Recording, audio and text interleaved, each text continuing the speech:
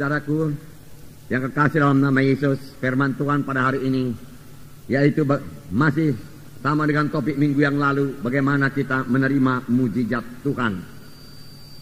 Tentunya banyak di antara kita rindu akan mujizat Tuhan. Banyak di antara saudara perlu mujizat Tuhan. Amin, saudara. Ya. Mujizat Tuhan terjadi kalau Tuhan menjawab doa kita. Dan mujizat Tuhan terjadi, saudaraku, di luar daripada pikiran kita. Tidak bisa kita analisa dengan pikiran kita. Penyakit-penyakit disembuhkan Tuhan merupakan mujizat Tuhan. Persoalan-persoalan yang diselesaikan Tuhan merupakan mujizat-mujizat Tuhan. Nah, saudaraku, barangkali banyak di antara kita, saudaraku, yang membutuhkan tangan Tuhan langsung menjamah kita, sehingga mujizat Tuhan berlangsung bagi kita. Bukalah hati saudara. Firman Tuhan ya dan amin.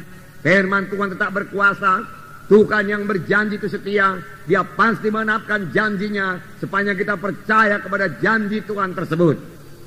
Firman Tuhan ini dituliskan bagi kita supaya kita percayai, supaya kita beriman pada firman Tuhan ini, supaya kita terima firman Tuhan ini, supaya ucapan kita seturut dengan firman Tuhan.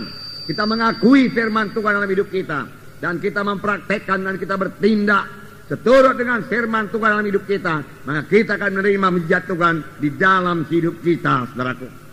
Boleh jadi saudara memiliki persoalan penyakit. Sudah berapa lama saudara sakit dan belum sembuh juga. Hari ini saudara pandang kepada Tuhan Yesus. Pegang janji-janji Tuhan. Tuhan yang berjanji itu setia. Tuhan berkata, oleh bilur-bilurku engkau sudah sembuh. Berarti oleh bilur-bilur Yesus kita sudah sembuh, saudaraku. Saudara boleh jadi persoalan keluarga, saudaraku. Saudara dengan pikiran manusiawi kelihatannya tidak ada jalan keluar. Firman Tuhan berkata tidak ada yang mustahil bagi Tuhan. Tuhan memiliki jalan keluar yang sangat bijaksana. Bersandarlah kepadanya, memandanglah kepadanya, percayalah, mohon hikmat daripada Tuhan. Maka Tuhan akan memberikan jalan keluar atas persoalan saudara. Boleh jadi persoalan-persoalan keuangan, saudaraku. Hingga saudara sendiri sudah merasa malu akan persoalan keuangan tersebut. Saudara mohon lagi pertolongan Tuhan, mohon hikmat daripada Tuhan. Apa yang saudara perbuat, Tuhan akan memberikan jalan keluar, saudaraku, atau persoalan-persoalan lain yang secara manusiawi sudah rasanya tidak mungkin buat diselesaikan. Tuhan kita mempunyai mujizat. Saudara, pekerjaan Tuhan ini ajaib adanya. Kelahirannya ajaib, perkandungannya ajaib, saudaraku. Pelayanannya ajaib. Dan sampai sekarang dia masih melayani. Dia tidak berpangku tangan. Dia masih mendengarkan doa kita. Dia masih menjawab doa kita, saudaraku. Pelayanannya ajaib. Kematiannya ajaib, saudaraku. Kebangkitan dari kematian ajaib. Kenaikannya ke sorga ajaib. Dan dari sorga dia melayani dan mencurahkan Roh Kudus juga ajaib. Semua tidak bisa diterangkan dengan akal manusia. Itulah dia Tuhan kita, Tuhan Yesus. Tuhan yang hidup, Tuhan yang ajaib, Tuhan yang berkuasa. Tidak ada kuasa yang lebih besar daripada kuasa Tuhan Yesus, saudaraku. Nah, saudaraku, hari ini buka hati saudara. Terima firman Tuhan ini. Percayai mujizat Tuhan terjadi dalam hidup saudara. Karena firman Tuhan saudara dengarkan pada hari ini adalah firman Tuhan yang tidak berubah, saudaraku. Banyak orang telah menerima mujizat Tuhan. Dari kesaksian-kesaksian tiap-tiap minggu dalam berita iman, saudara melihat bagaimana kuasa Tuhan bekerja dalam hidupnya. Bagaimana Tuhan mengobatkan hidupnya. Tidak terkecuali bagi saudara juga yang membutuhkan mujizat Tuhan pada hari ini. Kita akan membaca Yosua pasal 6 ayat 1 sampai 20. Ini sambungan dari Yosua pasal 3 yang kita baca minggu yang lalu. Bukalah Alkitab saudara, Yosua pasal 6 ayat 1 sampai 20. Kita baca bersama-sama. Dalam pada itu, Jericho telah menutup pintu gerbangnya, telah tertutup kota itu karena orang Israel, tidak ada orang keluar atau masuk. Berfirmanlah Tuhan kepada Yosua, ketahuilah, aku serahkan ke tanganmu Jericho ini beserta rajanya dan pahlawan-pahlawannya yang gagah perkasa. Haruslah kamu mengelilingi kota itu, yaitu semua prajurit harus mengedari kota itu sekali saja. Demikianlah harus engkau perbuat 6 hari lamanya. Dan 7 orang imam harus membawa 7 sangkakala tanduk domba dengan tabut. Tetapi pada hari yang ke-7, 7 kali kamu harus mengelilingi kota itu, sedang para imam meniup sangkakala. Apabila sangkakala tanduk domba itu panjang bunyinya, dan kamu mendengar bunyi sangkakala itu, maka haruslah seluruh bangsa bersorak dengan sorak yang nyaring, maka tembok kota itu akan runtuh. Lalu bangsa itu harus memanjatnya masing-masing langsung ke depan.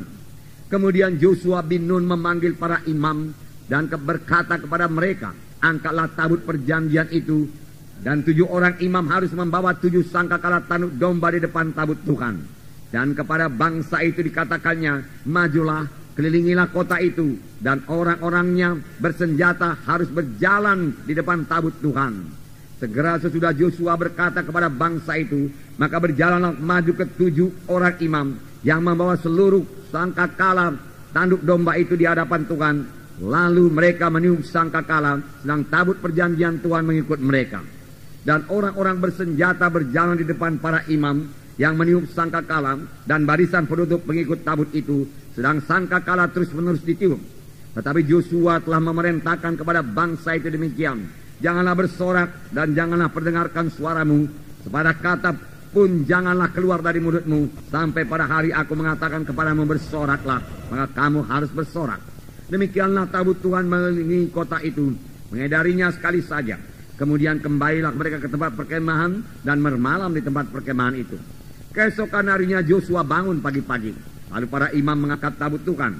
Maka berjalanlah juga ke 7 orang imam yang membawa ke 7 sangkakala tanduk domba itu di depan tabut Tuhan.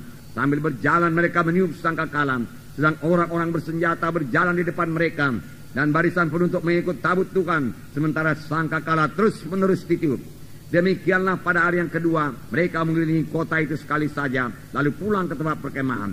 Dan begitulah dilakukan mereka selama 6 hari lamanya. Tetapi pada hari yang ke-7 mereka bangun pagi-pagi ketika fajar menyingsing dan mengelilingi kota 7 kali dengan cara yang sama.